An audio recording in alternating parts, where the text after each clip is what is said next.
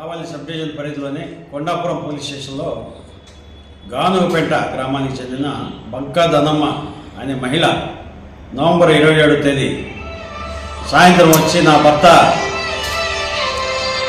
మేకలు తోలుకెళ్ళాడు ఉదయాన్నే, ఇంతవరకు ఇంటికి రాలేదు, మేకలు కూడా కనబడటం లేదు, నా భర్త ఇంటికి రాలేదు అనేసి ఆ రోజు రాత్రి కొండాపురం పోలీస్ స్టేషన్కి వచ్చి కేసు ఇవ్వడం జరిగింది. ఈ విషయంగా కొండాపురం పోలీస్ స్టేషన్లో మ్యాన్ మిస్సింగ్ కేసు కూడా రిజిస్టర్ చేశాము. రిజిస్టర్ చేసి అతని కోసము గాలించారు. ఆ అడవుల్లో ఎక్కడ కనపడలేదు. మరుసటి రోజు ఉదయం గానుగుపేట అడవులోనే ఒక ఏరియాలో ఈ ధనమ్మ యొక్క భర్త బంక తిరుపాలు సన్ ఆఫ్ గురవయ్య 52 సంవత్సరాలు అతని శవం పడి ఉండింది. ఈ విషయంగా మా కంప్లైంట్ వస్తే నేను, మా సిఐ గారు, ఎస్ఐ గారు అందరం అక్కడికి వెళ్ళాము. ఆ వ్యక్తిని ఎవరో కత్తితో గొంతు మీద పొడిచి చంపేసినట్టుగా తెలియవచ్చింది. వెంటనే కేసు రిజిస్టర్ చేసి, మర్డర్ కేసు రిజిస్టర్ చేసి ఇన్వెస్టిగేషన్ ప్రారంభించాము. ఈ విషయంలో ముద్దాయి కావడి మల్లి అలియాస్ గురునాథం మాల్యాద్రి 20 సంవత్సరాలు, తరుణవాయి గ్రామం, సంగం మండలం. ఈ వ్యక్తి అదే గ్రామంలో ఈ జంగిలి పశువుల కాపరిగా ఒక 3 నెలలు పనిచేశాడు. ఒక్కొక్క బర్రెకి 300 రూపాయల లెక్కన ఇచ్చేవాళ్ళంతా. దాదాపు 70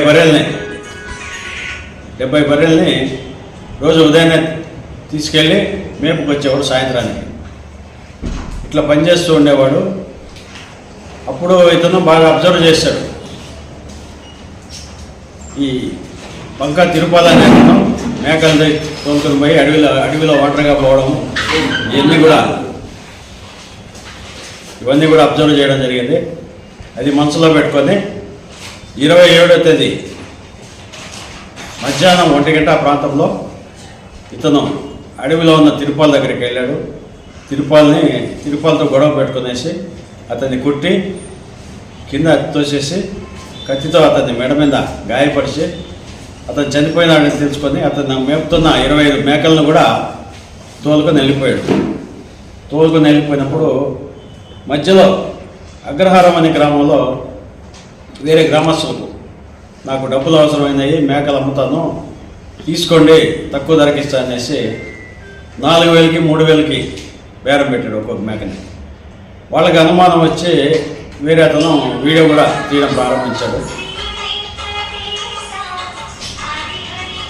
ఇది జరిగిన వెంటనే ముద్దాయి భయపడి అక్కడి నుంచి మేకలను వదిలేసి పారిపోయినాడు. మేము మా ఎస్పీ, నెల్లూరు ఎస్పీ సారు వాళ్ళ ఆదేశానుసారం వింజమూరు ఎస్ఐని, కలిగిరి ఎస్ఐని 2 స్పెషల్ పార్టీలుగా పెట్టి ముద్దాయి కోసము గాలింపుల చర్యలు చేపట్టాము.